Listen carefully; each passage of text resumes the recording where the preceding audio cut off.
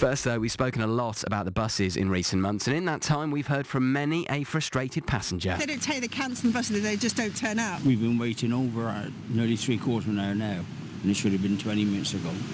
It's hopeless, absolutely hopeless. I can't get out of Timsbury, not by walking. It's just too far and there's no path. What am I going to do? I can't sell my house. Who's going to buy it if you haven't got any transport links? It just seems to be really disorganised. The first bus system, which is the system that's here, it just seems to be all over the place a bit. Well, this morning, data from the Department for Transport shows our region is among the worst in the entire country when it comes to bus services. Across the UK, the average number of bus miles driven dropped by 14% between 2017 and 2022. In Bristol, that figure is 30%, and in Bath and North East Somerset, it's 33%. That means they're both in the top 10 local authority areas with the biggest drop in bus miles. Veteran local transport campaigner David Redgewell says he's not surprised. It is a very disastrous situation for public transport users in this part of southwest England. We're in danger of people not being simply able to get to school, college, work, hospitals. 80% of our public transport network is buses.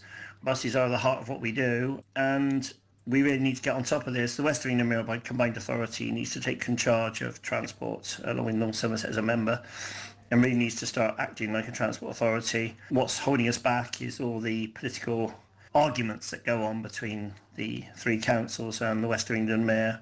They don't seem to want to accept this in charge of transport, and he is, and that's his role. And of course it gets worse as you get out into the more rural parts of North East Somerset and into Gloucestershire, whereas if the network's cut in the West of England Mail Combined Authority, then we can cut towns off as far south as Wells in Somerset, the city of Wells, and as far north as Wootton Under Edge, Dursley and Cam, Barkley and Sharpness. So this area is huge in terms of needing to improve its public transport, and I'm not surprised that we're getting reports saying it's one of the worst areas in the country. I am very, very concerned about the future.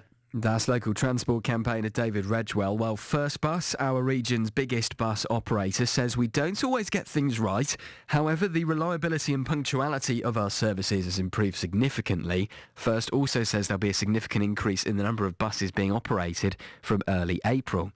Steve Bridger, the leader of North Somerset Council, was in the hot seat with John Darville last week, and he says some on-demand services in North Somerset will also be back from April. So North Somerset Council were awarded £48 million in our own right for capital infrastructure, so we'll be replacing most of our bus shelters.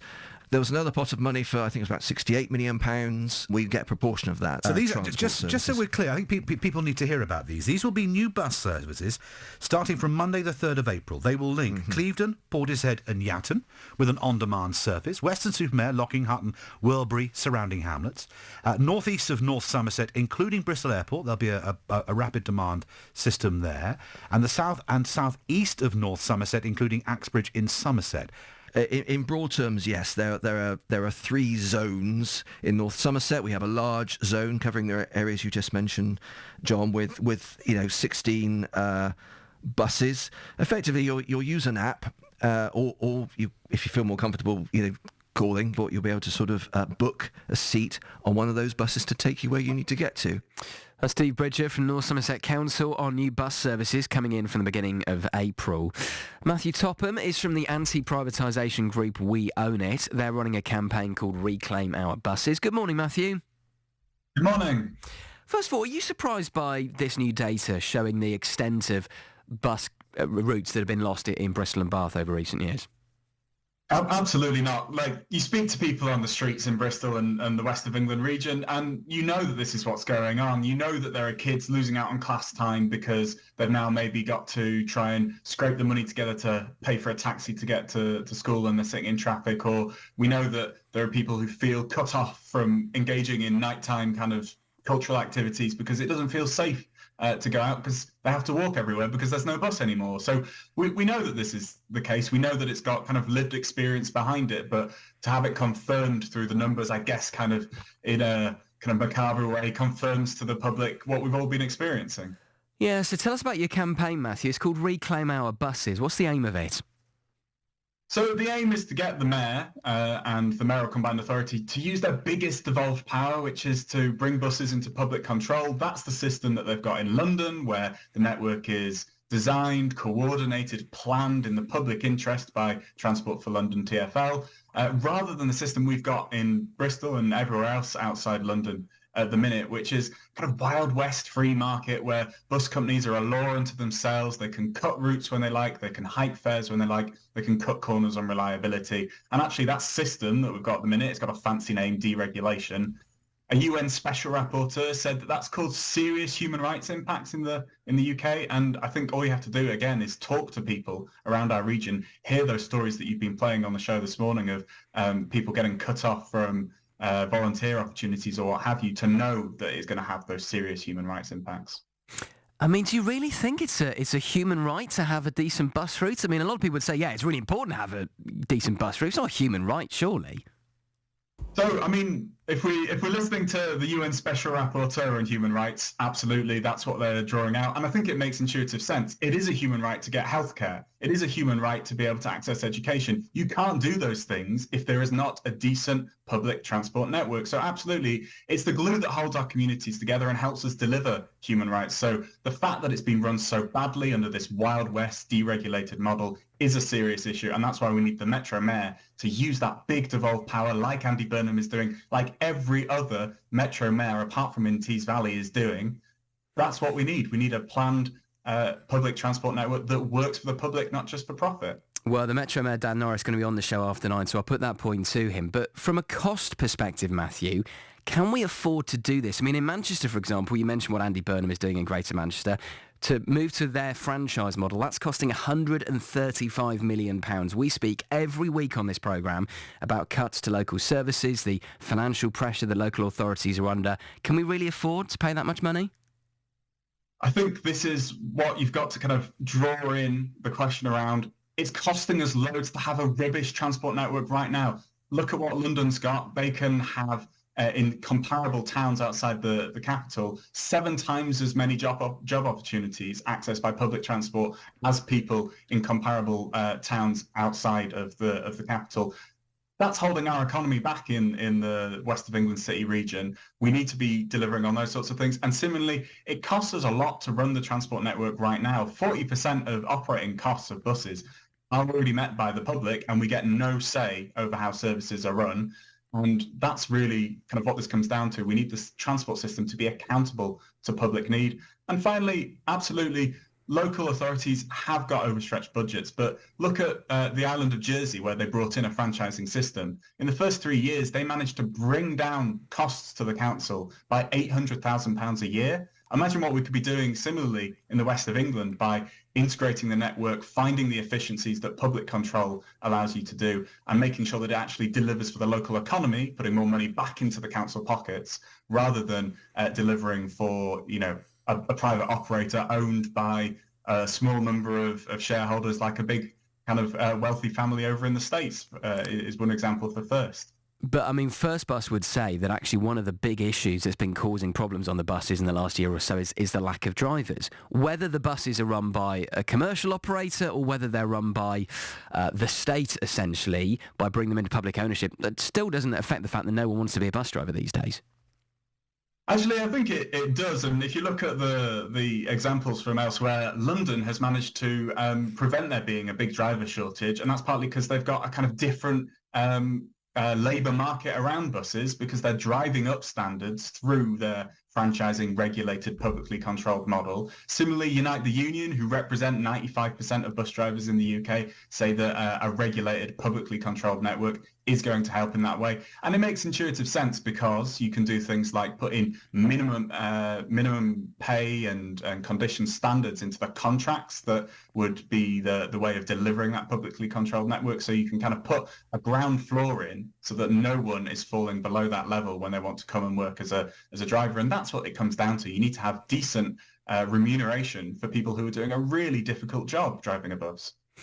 Matthew, thank you. Matthew Topham there from the campaign group We Own It. New figures show that Bristol and Bath and North East Somerset are among the 10 places in the UK with the biggest drop in bus services since 2017. After 9, I'll be joined by the man in charge of regional transport, the Mayor of the West of England, Labour's Dan Norris.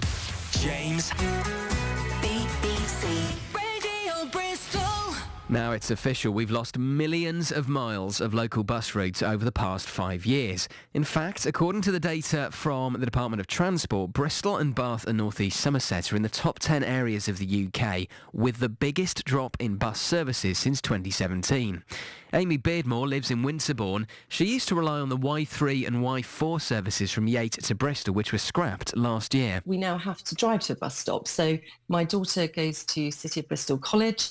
And so every time she goes in there, three or four times a week, I now have to drive her 2.5 miles to the nearest metro bus stop at Greatstoke.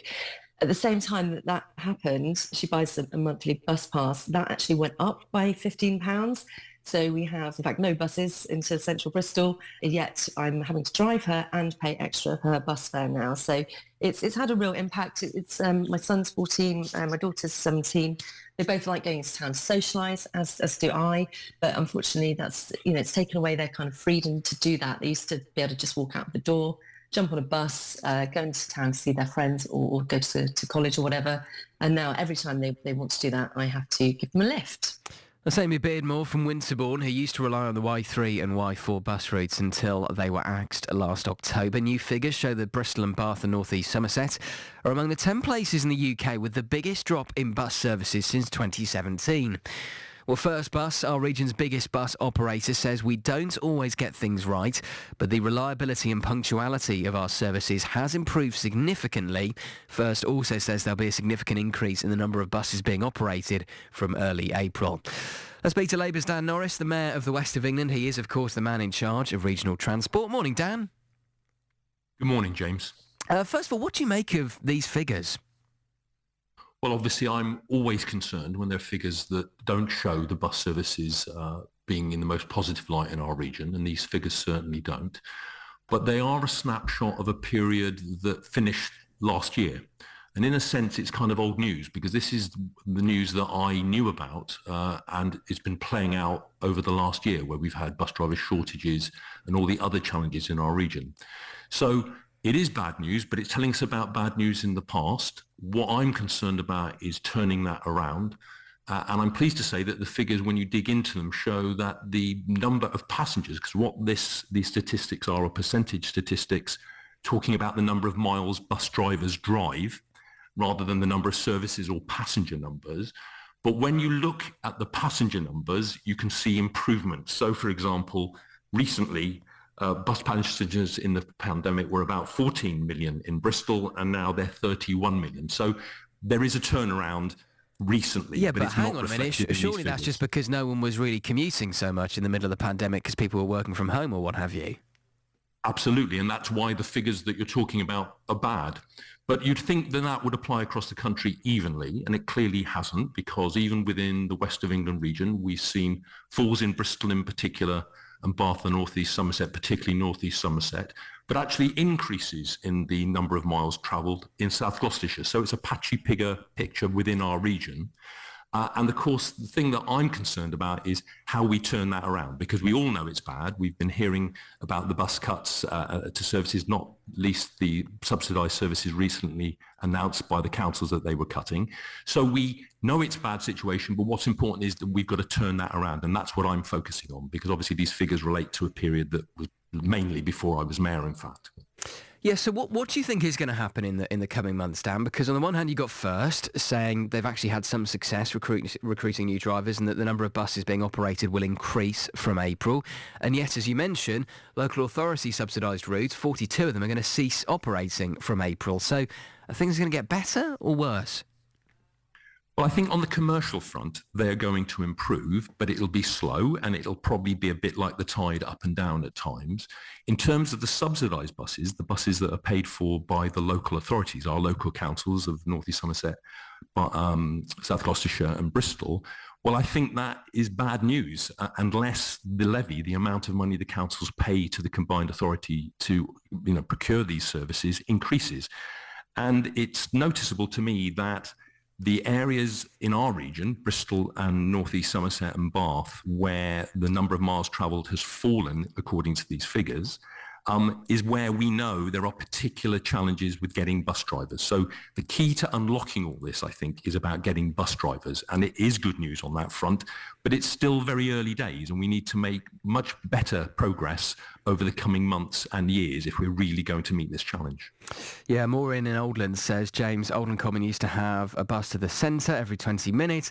Now it's hourly if they turn up. So, we hear it so often. I'm sure you do, Dan, as well, just how bad things are currently. Earlier on, I spoke to Matthew from the We Own It campaign. They're calling for you, Dan, as the regional mayor, to introduce a franchise model, a bit like what they've done in Manchester. I know we've spoken about that before, and you've said, look, it's more complicated than some people may think. Are you edging closer to doing that? Well, if we were to go for franchising tomorrow, if I was to sign the necessary paperwork tomorrow to do that, it would still be 5 years before that happened.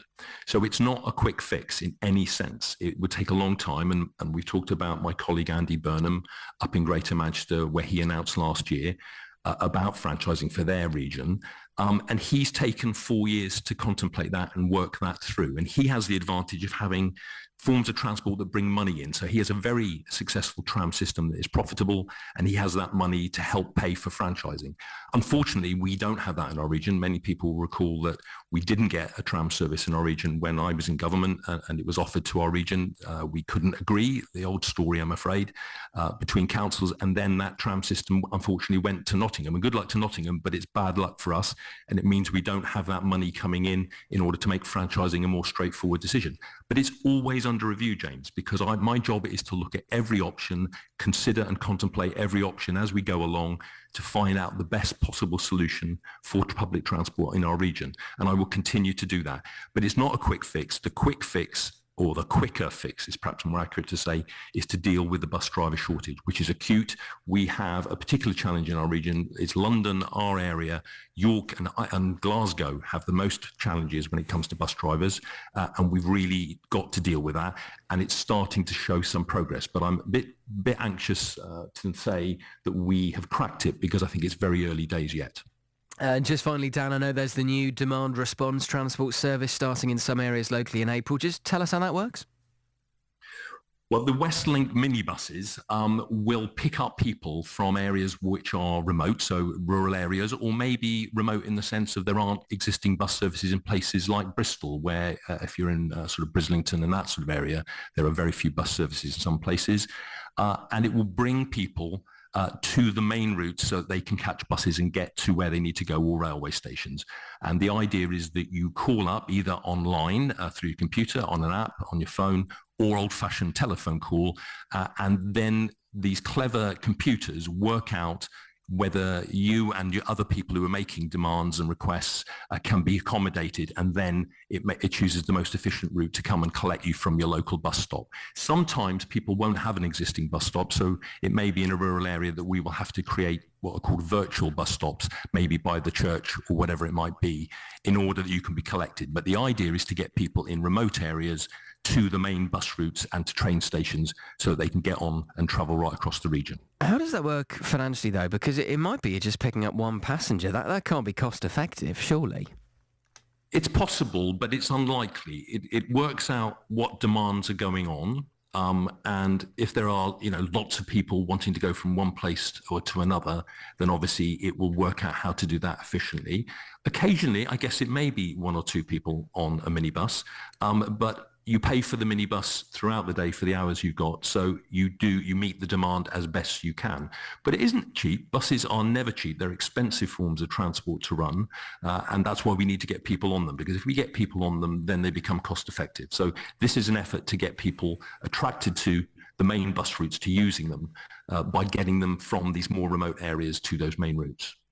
Dan, thank you. Labour's Dan Norris, the Mayor of the West of England.